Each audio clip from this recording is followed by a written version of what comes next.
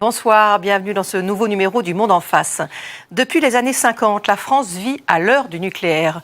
Aujourd'hui, plus de 72% de l'énergie produite dans notre pays provient des 58 réacteurs nucléaires implantés sur tout le territoire. Nous sommes le pays le plus nucléarisé au monde.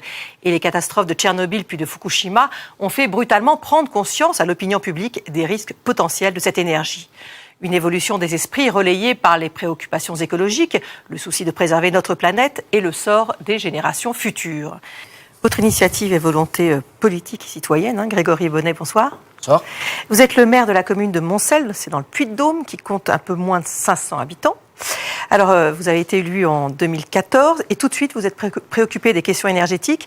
Aujourd'hui, la commune, ça y est, s'est lancé le défi de réaliser le premier parc éolien citoyen d'Auvergne. Auvergne-Rhône-Alpes. Comment ça s'est passé, cette démarche ?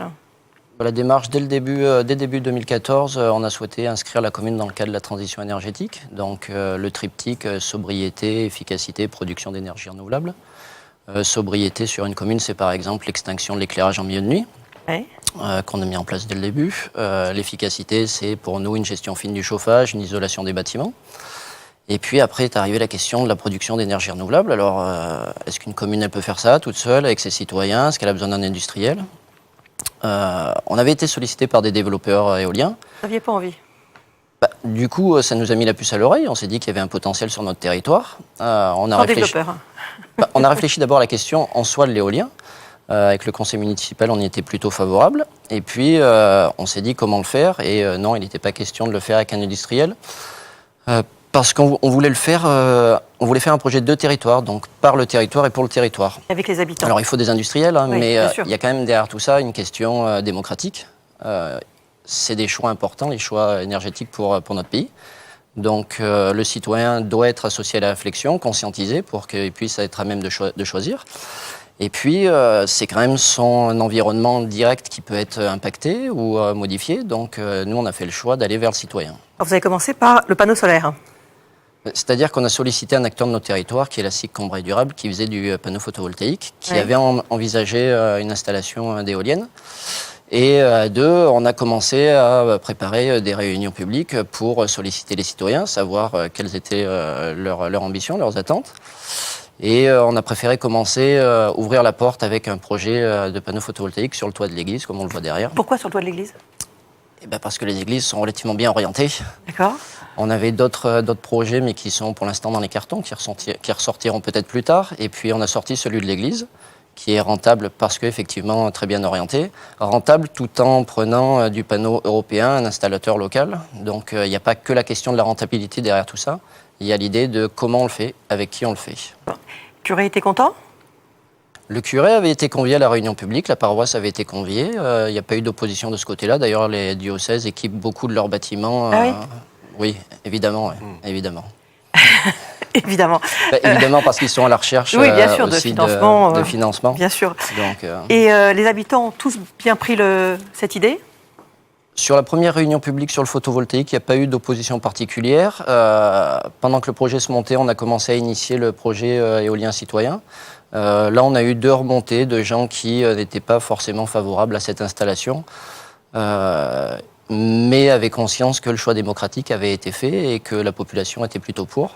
Donc ça s'est passé comme ça. Et puis on a pu avancer sur le reste de la démarche. Donc ça a été financé par la commune, ça ? Oui, tout à fait. Ça a été financé par la commune, oui. Et alors le projet d'installation du parc éolien, ça en est où maintenant ?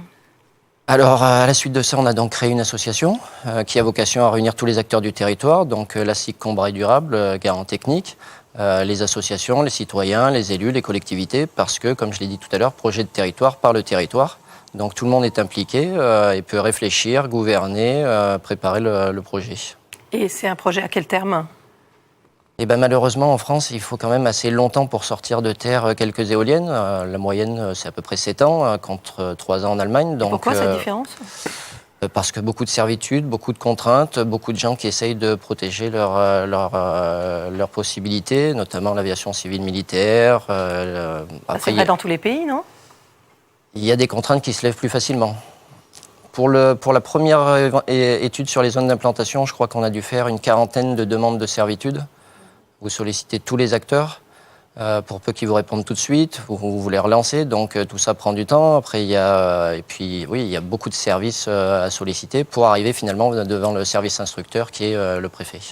Et alors, quand ça sera installé, les recettes venant de cette production d'électricité, ça servira à quoi exactement ?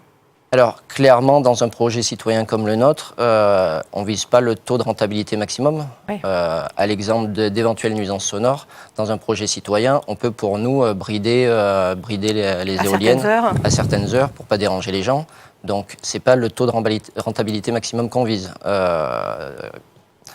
On peut espérer que d'ici 5 ans maintenant, le projet soit sorti de terre et que les bénéfices servent notamment à faire de l'animation de territoire, à faire de l'éducation populaire, à faire des actions de rénovation énergétique des bâtiments. Voilà, tout ce qu'on peut voir derrière. Vous rendez aussi aux citoyens, du coup, ce que vous avez... Un projet de territoire par le territoire. Oui, vous vouliez ajouter quelque chose ? Prêts à payer plus cher, ou pas forcément d'ailleurs, parce qu'ils se disent que laisserons-nous à nos enfants. Il y a beaucoup de gens qui s'interrogent par rapport à ça et qui du coup font le choix.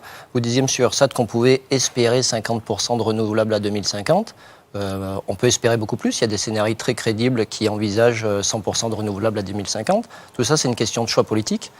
Mais techniquement, c'est vraiment réalisable ? Mais c'est réalisable. C'est une question de choix politique et de savoir où est-ce qu'on met les sous et les investissements. Donc la question, c'est aussi de conscientiser les gens pour qu'ils soient à même de décider et de choisir qu'est-ce qu'ils veulent pour leur pays.